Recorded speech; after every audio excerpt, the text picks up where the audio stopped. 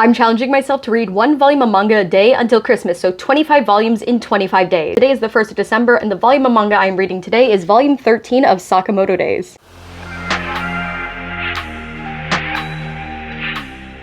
This was such a good volume. Sakamoto Days always has not only good action, but the plot flows so seamlessly as well. For some context, we start off with a flashback to when Nagumo, Akao, and Sakamoto were in school, and I gotta say, the action scenes in this series are so fucking crisp and well executed. If you want to see some badassery and well choreographed action, you need to check out Sakamoto Days. I really enjoy seeing what Sakamoto was like when in school at the JCC because it's such a contrast to who he is today with his family. Sakamoto, Akao, and Nagumo legitimately look like they're enjoying themselves as they train to become assassins, and this is where we meet Uzuki, aka Slur, when he was in school with them. He's quiet, keeps to himself. Sakamoto and friends didn't even know who he was, despite him also being a 3rd year in the assassin department, and he has this ideal of only doing meaningful kills. I love that we're getting some backstory on how they first run into the order. Even though Sakamoto, Nagumo, and Akao are excellent assassins, they definitely are lacking in awareness outside of jobs. It's not until this interaction with the Steel Dragon that they learn the JCC sent them off to die and never planned on re-enrolling them, which makes the order, which works directly with JAA, such an interesting and appealing group to students who have the skills, but not necessarily the personality JCC wants. I love the fact that because Nagumo comes from a spy family, he instinctively picked up on the fact that there is a leak in the higher ups at the JAA. I also really enjoy getting to see more of Uzuki's background, what his driving force is, and what made him go against the JCC and JAA.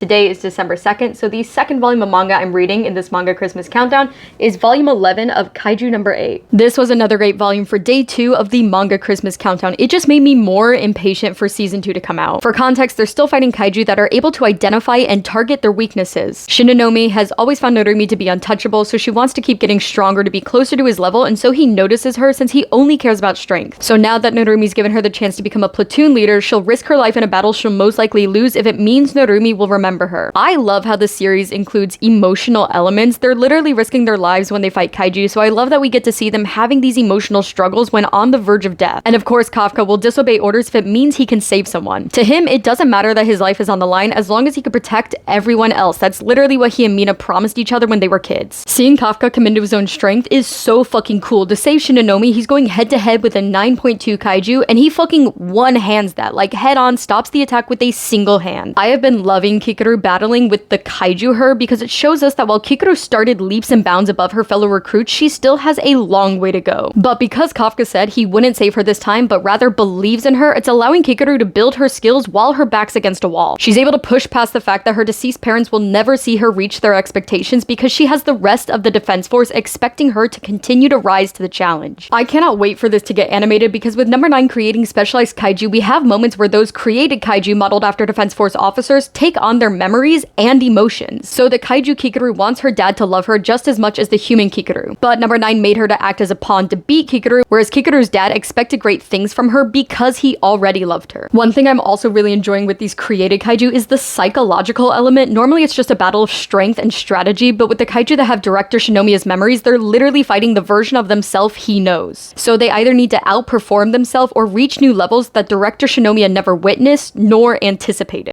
It's December 3rd, which means it's day 3 of the manga Christmas countdown. Today, the manga I'm going to be reading, reviewing, and recapping is volume 12 of the Apothecary Diaries. I want to make special note of the frog Mamo's holding on the cover. If you know what's about to go down in this volume. For context, although she's excited to have her own shed she can use however she wants, Mamo knows she shouldn't lock herself away from everyone. So Yinghua drags Mamo to a little gathering one night where other girls and women go around telling scary stories. One thing I really love about the Apothecary Diaries is how little events like this that appear innocuous actually have a deeper or darker undertone. Mamo immediately noticed something felt off, but initially thought that was simply due to the incense they were burning, only to realize they would all be in danger if left without proper ventilation since the air would harm them. And that whole experience becomes even more of a mystery when the woman leading that gathering disappears. I also really love how Mamo was able to explain the logic behind folktales, like how the forbidden forest probably came about when people without knowledge of the woods consumed poisonous mushrooms since they couldn't tell the difference between what is and isn't edible. Over time, seeing people who wander into the forest become incapacitated leads to it having this haunting folktale and being forbidden. We see this a lot with folk and fairy tales that exist to this day since they serve as a way to teach children boundaries, problem solving, and cultural ideologies. The way Mao Mao thinks so little of Jinshi, girl legit thinks he can't dress himself without the help of Suiren. Jinshi would be so distraught if he could hear her inner thoughts. He's already had it hard enough seeing how he obviously likes her, yet she thinks about nothing but apothecary work. This is gonna be the slowest of slow burns, and I will eat up every second of it. I love the little interaction between Gaoshin and Asum because Basen has no idea why Mao specifically was brought along, and Gaoshin probably was just like, don't think too much about it, Jinshi just has a preference for her. And the snapping turtle stories, guys, the Apothecary Diaries is so funny sometimes, especially for a series that's not listed as a comedy. The fact that Mama was so smart but still barely piecing together that Jinshi is of a high noble family, like he's someone of great importance, it's just so funny to me. It goes to show how she cares about solving an apothecary-based puzzle more than piecing together personal bits of information, which is probably one of the reasons Jinshi tries to keep her so close while also knowing he needs to keep some distance. But Mao Mao just likes to keep her head low. Again, this slow burn is gonna take forever. Mao Mao still thinks Jinshi is a eunuch, so she has no thought of him as a man, which is why she so easily strips in front of him after they jump into the water, and of course she only cares that her herbs got wet. Girl, please, Jinshi is struggling. And the infamous frog scene has finally arrived. For those that don't get it, when she fell after being jumped on by a frog, Mao Mao's hand landed on Jinshi's nether regions. Since she still thinks he's a eunuch, she mistakes touching him for touching the frog, and then she finally puts it together that he is not a eunuch, but she doesn't want to have to think about a man who's not a eunuch in the inner palace, so she tries to brush it off as the frog. The way Jinshi gets upset because frogs are much smaller than that, pure comedy. I fucking love this series. I literally screamed when he pushed her down and asked if she wanted to make sure. Oh boy,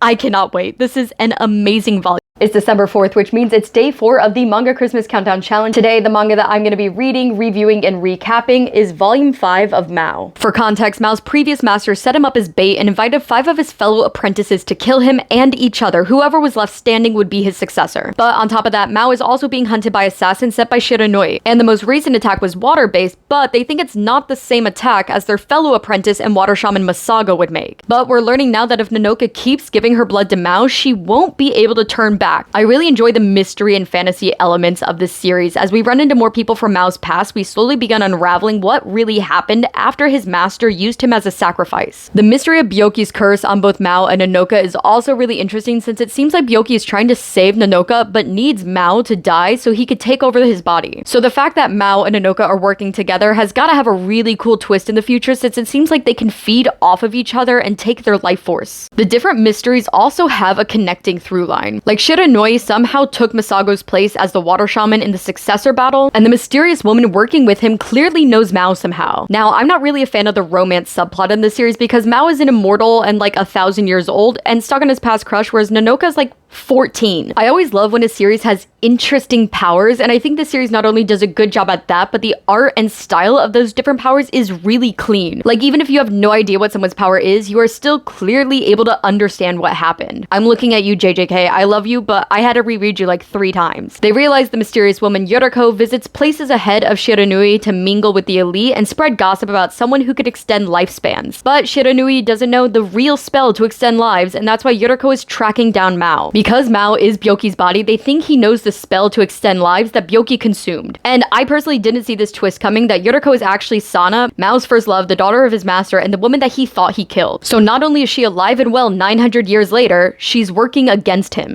It's December 5th, which means it's day 5 of the Manga Christmas Countdown Challenge. Today, the manga that I'm going to be reading, reviewing, and recapping is Volume 11 of Blue Lock. I like how Ego explains bad luck is equating to bad observational skills and lack of drive, because while that doesn't apply in incidences of pure randomization, it's actually kind of true. That's why you can win card games by counting cards, and to Ego's point, avoid getting shit on by pigeons if you notice pigeon shit on the ground and all of the pigeons above you. It's the idea of you make your own luck by putting yourself in the position to receive luck, to be open to whatever may happen and spinning it to your advantage. Isagi once again feels defeated and like he's standing in Rin's shadow. While I like that him failing leads to him getting better, I do get a little annoyed by how whiny Isagi's internal thoughts are, but that's common with shonen MCs. Now, I want to know how the fuck Ego got World All-Stars to come to Blue Lock. This is a training ground for a bunch of high school age wannabe professional Japanese football players. Why are international professionals here? Every single person here is an absolute nutcase, and the more people we meet, the crazier they get. I mean, look at Ryusei. Literally all of them are like, there's no life without soccer, which only makes me want to see the fallout after the series ends even more, since only one will be picked to go pro row, and the rest will never be able to play again. I'm guessing this round is not only to test their skills and luck against actual professionals, but to see who is able to keep their ego and believe they can be the best. And Bachara's got a new jumpstart to his ego. I love seeing Best Boy Bachara succeed, and the fact that he's now ascended Isagi's ability and is eye to eye with Rin, ooh, I just know the plays from here are gonna get more competitive and intense. And with their loss, I'm glad we at least get to see everyone's ego break a little after this match, even Rin's. But that breaking ego just adds more fuel to the fire for people who have the drive to do whatever it takes to succeed. I can't believe we're already down to only 35 people and no Kunigami, though it looks like we may see more of him with that wildcard door. Also, as glad as I am for at least one person questioning what the fuck Iko is doing spending god knows how much money on this project, I didn't think they'd be facing the existing U20 Japan team so soon, especially with Rin's older brother on the team.